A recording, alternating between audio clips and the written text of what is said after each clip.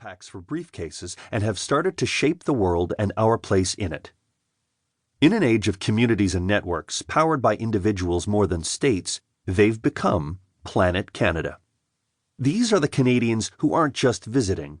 They're living, working, studying, and connecting abroad, increasingly as a diaspora. Some are well known, like Mark Carney, formerly of the Bank of England and now leading the fight against climate change, or Lorne Michaels of Saturday Night Live, or Rachel McAdams of Hollywood fame. But most of Canada's 2 million or so expatriates are known only in their own circles.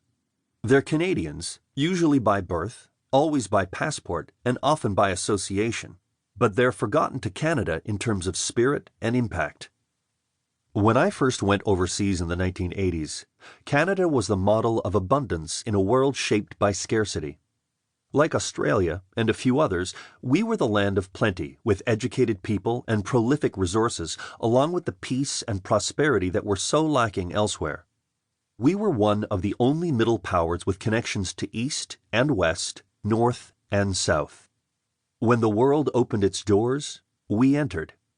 But today, with abundance everywhere, the Internet has given everyone access to everything. And there are a lot of everyones.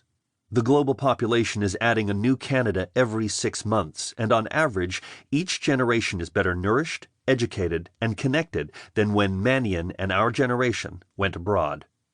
That means that in the 2020s, there will be more countries brokering peace, building sustainable businesses, pursuing justice and human rights, in short, doing what Canada once considered its special role, which means Canada and Canadians will need to imagine ourselves in the spirit of an Israel or Singapore, thinking less like a middle power and more like an entrepreneurial people, harnessing our global population to build our place in a more crowded and connected world. Sadly, we may be the only major country, or minor one for that matter, that doesn't think strategically about its diaspora. We should start by recognizing that we have one and reaching out to them, which is what our closest allies and rivals are doing with theirs.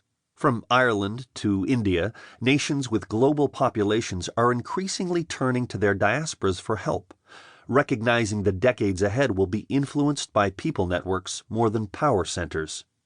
In a world of smart machines, stateless corporations, and economic forces beyond the control of any government, those nations seem to realize such networks will be to the 21st century what naval fleets were to the 19th and multinational corporations to the century in between. I first began to appreciate our global population in the 1990s when I became part of it as an overseas correspondent for the Globe and Mail based in New Delhi. Over nearly 8 years living and working abroad, pretty much everywhere I went there were Canadians forging interesting and important paths. Some were civic builders, designing a university course in Nairobi or engineering a pipeline across Central Asia. Some were lone wolves, running trading operations in Jaffna or Kinshasa.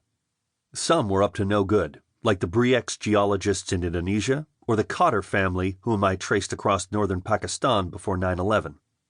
I knew most Canadians had always been seen and welcomed as good global citizens.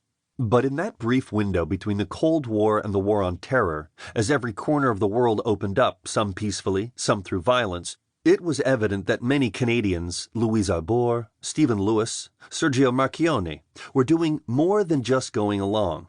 They were stepping to the forefront, to lead in ways that perhaps our country no longer could.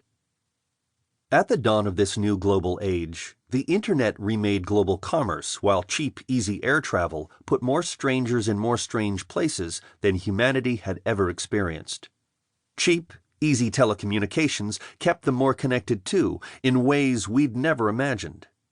As borders softened and cultures melded, a new great migration took form. Immigrants headed west, and refugees headed north. At the same time, a new global class of migrants moved east and south, with a small clutch of Canadians in the vanguard. The academic and former diplomat Jennifer Welsh was among them, keeping one foot in Florence and the other in Oxford as she tracked the political upheaval caused by these movements and the progress they could unleash. Entering the new millennium and a new digital age, Canadians, Welsh felt, needed to reimagine ourselves, to conceive of our country not just as Canada with a capital C,